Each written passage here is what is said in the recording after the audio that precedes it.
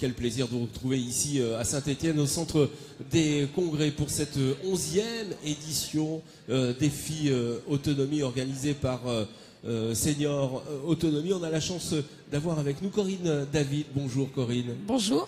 Bienvenue ici sur ce plateau. On va parler, vous êtes infirmière cadre, hein, c'est ça? C'est ça. Voilà, on va parler avec le micro sur le menton. Qu'est-ce que Paro d'ailleurs? Alors Paro, c'est un robot émotionnel. Vous avez sur les... Voilà, genoux? tout à fait. Je vous l'allumerai tout à l'heure, mais il fait un peu de bruit. Plaisir, ouais. Il a 7 moteurs, 3 micros, 12 capteurs. Il réagit, c'est une intelligence artificielle en fait. Il réagit à la façon dont on s'occupe de lui, si on le caresse, si on le tape, comment on lui parle, si on lui parle fort, si on lui parle doucement. Voilà. C'est évolutif, c'est-à-dire que c'est intelligent? C'est une intelligence artificielle bourrée de technologie à l'intérieur qui nous permet, nous, de prendre en charge des patients qui ont des troubles cognitifs et des troubles du comportement, plutôt sur des gens maladie Alzheimer ou démence associée. Alors la mutualité française Loire et Haute-Loire a initié 3 études dans ces EHPAD sur le robot émotionnel. Vous pourriez me présenter ces 3 études? Alors, il y a 2 études ethno-sociologiques qui sont faites par... Ethno-sociologique, expliquez-moi ce que c'est. Alors, c'est plus sur la sociologie, sur ce que peut apporter Paro avec les résidents. C'est-à-dire, est-ce qu'il va amener de la communication plus ou moins? Est-ce que, voilà, l'interaction entre les résidents, entre les soignants et la famille. Et puis, plus une étude clinique qui est en lien avec la douleur induite par les soins et l'effet de Paro. Est-ce que Paro va interagir sur cette douleur induite par les soins? Est-ce qu'on peut utiliser Paro au lieu d'utiliser un médicament, par exemple? Voilà. Voilà. Et la troisième C'était la troisième parce qu'il y a 2 labos différents. Voilà. Et ces études, elles ont été possibles grâce au soutien du Fonds des SAM et de la Fondation Paul Bento.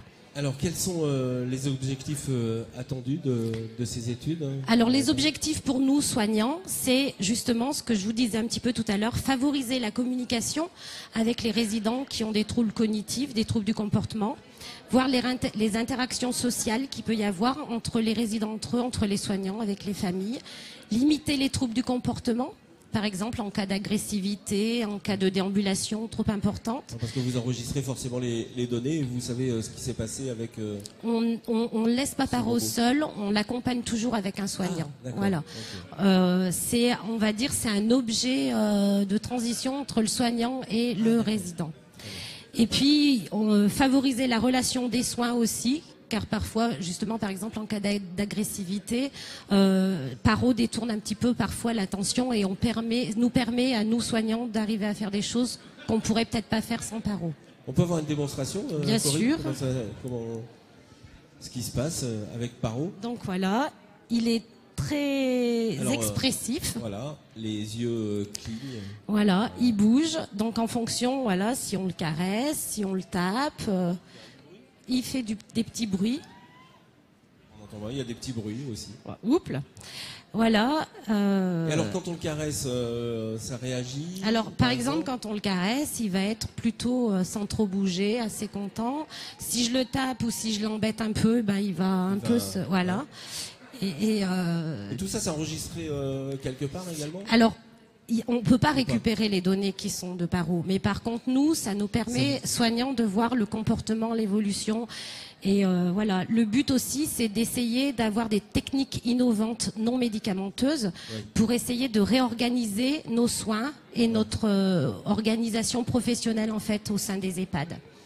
De se dire qu'on peut prendre soin des gens un peu autrement qu'avec des thérapies médicamenteuses. Donc on essaye Paro, mais on a aussi d'autres innovations comme l'hypnose. Oui. Voilà, l'hypnose, on essaye de développer les espaces Nosélène aussi sur nos établissements. Voilà. Voilà, écoutez Corinne, merci d'être venue sur le plateau. Bien entendu, on peut voir Paro dans le salon. Sur le stand, tout à fait.